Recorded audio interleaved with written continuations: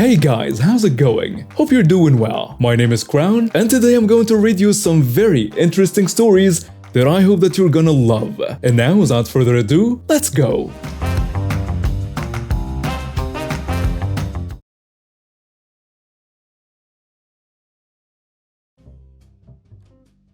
Recently, my parents surprised me, 26 male, and my siblings, 16 and 19, with a ski trip this December, the day after Christmas. My parents offered to pay for my expenses and said that my wife, 24, was welcome to come, but she would need to pay her way. My wife and I are okay financially, but with the trip being so close to Christmas, we wouldn't be able to afford to pay for her to go. Despite this, I really wanted to go on the trip as it was always a dream of mine to go on a trip like this. My family grew up dirt poor until I was about 15 when my parents' business took off, and now they are extremely comfortable and can afford to pay for trips like this for us. They could certainly afford to pay for my wife to also go, but they have always been this way when it comes to paying for things for me versus my wife. My parents think that it's only fair to pay for me when we go out to eat or go on trips because they are still paying for my siblings. I don't ask them to, but it's nice to save money, so on every trip they will pay my way. Room and board, excursions and meals, while my wife was expected to pay her way. This started before we were married.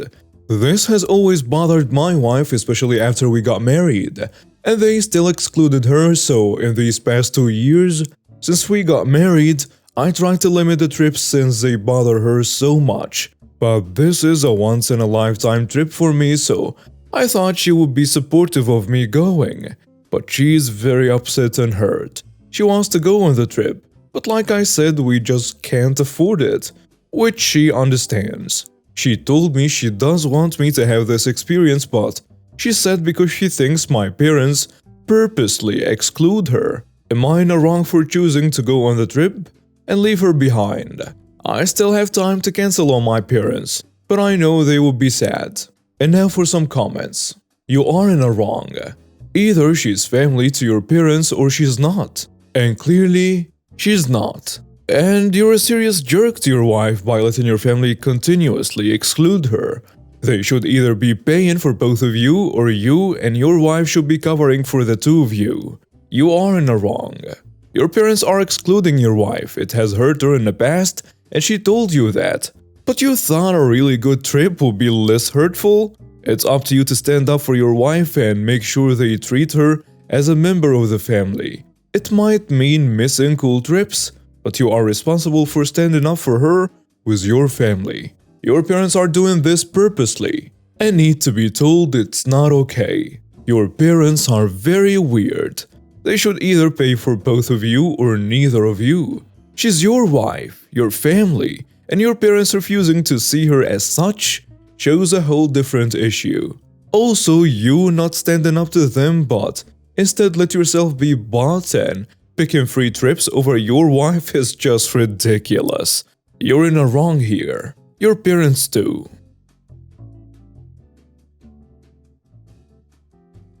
This all started when my son Ben graduated high school. This was a formal dance. I was very excited for the mother-son dance.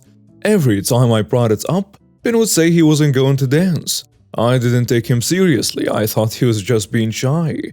When we got to the formal, everything was beautiful. But when it came time for the formal dances, he was nowhere to be seen. I approached my older daughter Alice and my husband, who I could see were talking and laughing.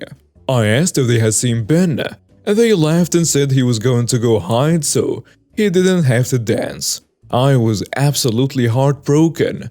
My son was literally hiding from me. I stood in the corner during the mother-son dance watching all his friends dance with their moms.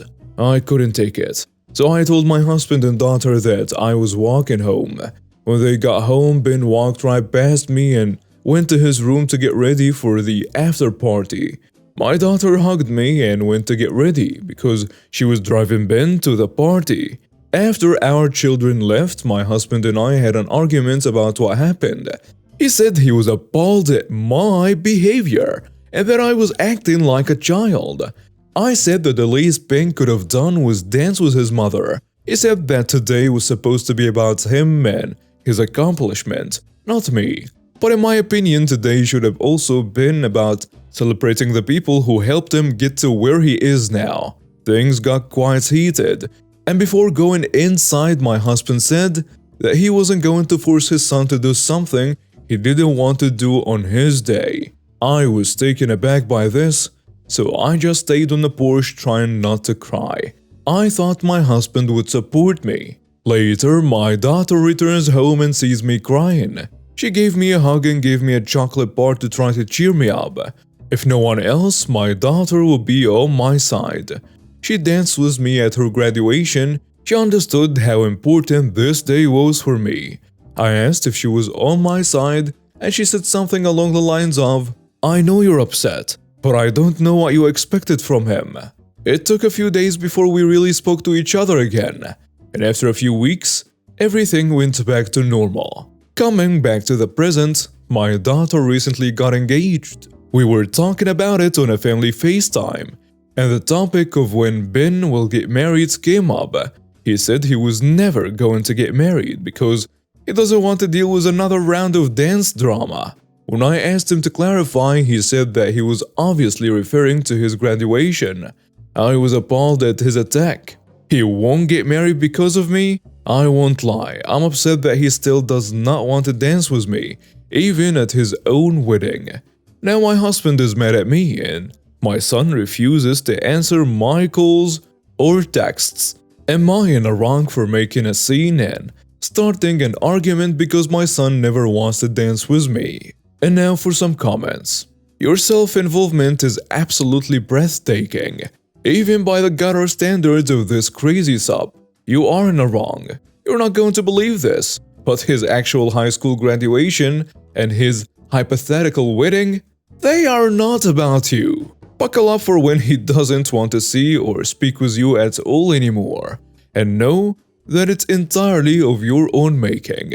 You forced your son to hide somewhere because he knew you would show no respect whatsoever for his boundaries. Years later, he cracks a joke about it and you go into another huff? Of course you're in the wrong. Why do you even need to ask? You are in the wrong. Your son graduating high school has nothing to do with you. This is his event. He told you he didn't want to dance with you, and that should be enough for you. Why are you trying to ruin what should be a fun and exciting time? Why are you making his milestones all about you? You are not the protagonist in his story. Edit from OP. Okay, it appears as though the response is pretty unanimous, and I have a lot of thinking to do. It has been 2 years since I got to spend Christmas with both my sons, 32 and 34. Since both lived in different countries, my younger son has always come home for Christmas. My other son lives overseas with his wife. They didn't fly home because it was too far. Before, they would switch off Christmas between my home and my daughter-in-law's mother. This fall, my daughter-in-law lost her mom. She had come home last year to spend Christmas with her mother and had driven up to visit my younger son and me. But it was weird to see just her and not my son. And my younger son said to me that she overheard it when she was leaving and was very upset. But he didn't mean it in a bad way. Just that it was weird. This year, my older son and his wife have moved back 5 hours away, but they recently told me they don't want to drive down for Christmas Eve because it will be too hard for them and they intend to only come Christmas Day for dinner, stay 2 nights and then leave. When they told me this, I didn't know what to say and I told them I was disappointed and asked why they didn't want to be there on Christmas Eve. They both came at me with anger and contempt about how they didn't want to be around a big group of people, but it would only be me, my boyfriend, my younger son, and his girlfriend.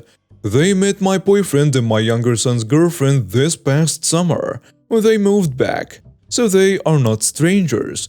My son said they don't have the emotional bandwidth to deal with performing and navigating the personal issues that come up in a group dynamic. They said they didn't want to have to pretend to be happy and feel bad about not feeling cheerful. and gave me an ultimatum about how if I didn't understand, then they wouldn't come, and just my son would come up alone for a visit after Christmas. But he wasn't leaving his wife alone on Christmas Eve and day. I didn't understand why they wouldn't want to be around family and friends, and why they feel like my home is not a safe place for them. I set up a room for them and even told them they can eat breakfast and dinner alone in their room, if that's what they need. My daughter-in-law said that she didn't want to feel like she had to hide away to feel safe, and that she knew she would need to cry at times like on Christmas morning, and she didn't want to cry in front of people or feel like she was bringing down other people's happiness.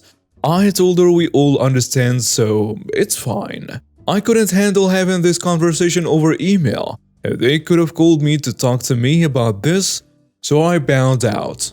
My daughter-in-law said she understood and that there were pros and cons to both phone calls and written messages, but that it was important that we all talk about our feelings. But when I spoke from the heart, I got ultimatums. And how is me being upset and disappointed about them choosing not to spend Christmas with me so hard to understand? Am I in the wrong here? And now for some comments. You are in the wrong. Despite telling them otherwise, you clearly do not understand. They want to privately grieve in their own home on Christmas morning because it will be a difficult time. That's it. Fresh grief during the holiday season is a whole other beast. Stop pushing them to do things your way. It is selfish beyond belief. Learn boundaries before your son ends up deciding they won't spend any part of the holiday with you. You are in the wrong.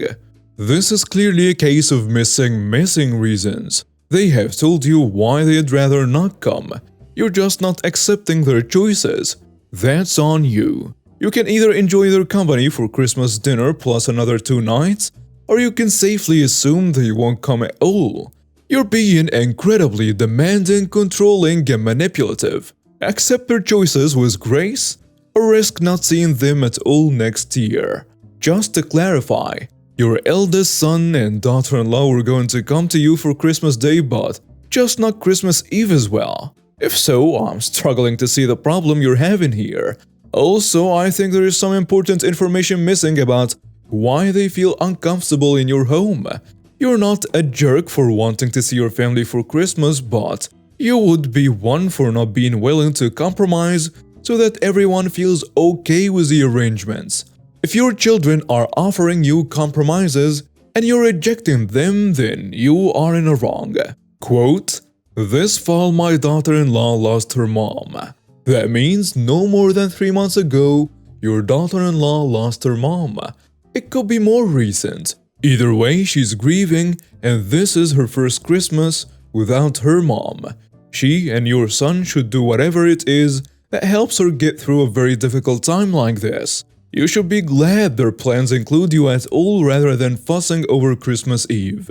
It sounds as if some piece of you thought, well, with her mother gone, I get all the Christmases, which is kinda ugly.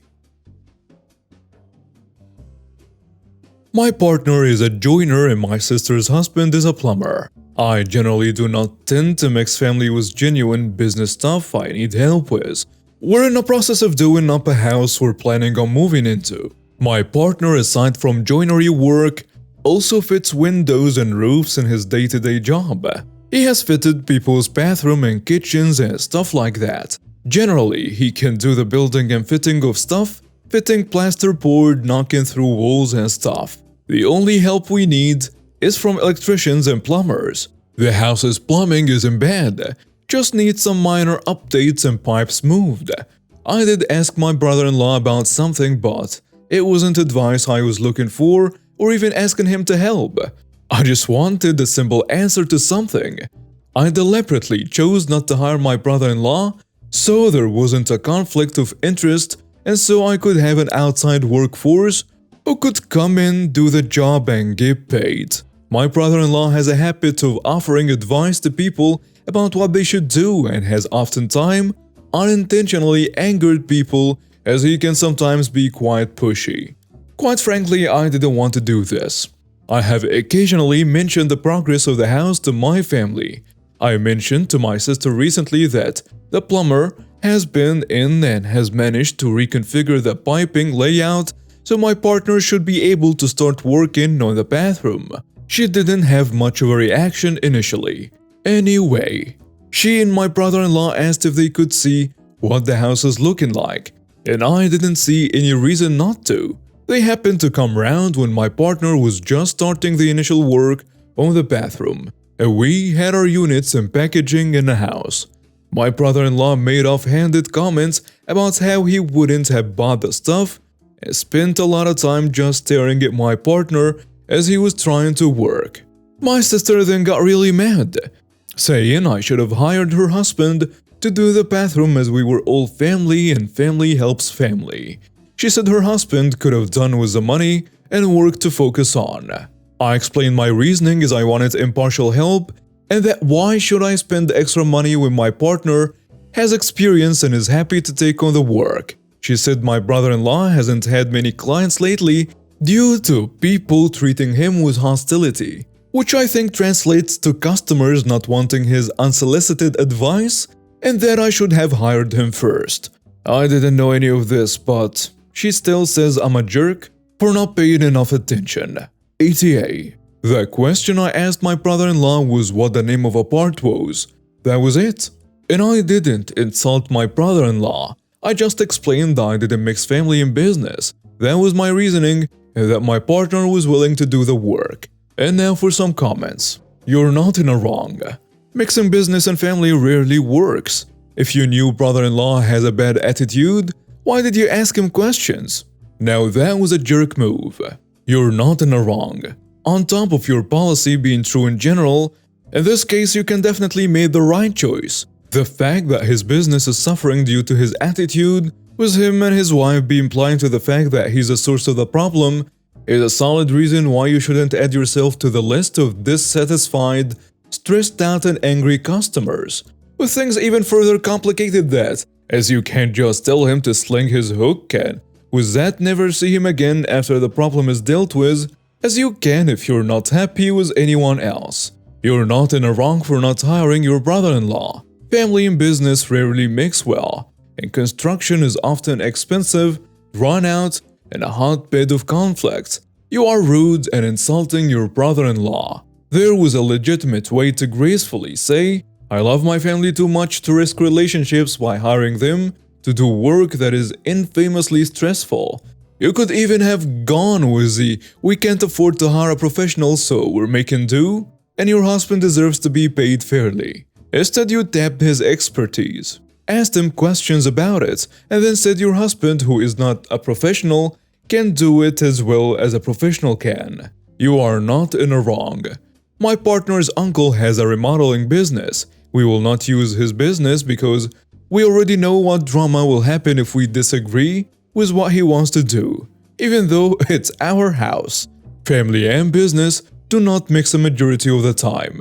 And your sister should look at the common denominator for her partner's lack of clients. Editing to add, my partner was a general contractor for over a decade, and now is a welder. When he says, I want to do this, he knows what he's saying, and his uncle will still argue because he thinks his way will look better.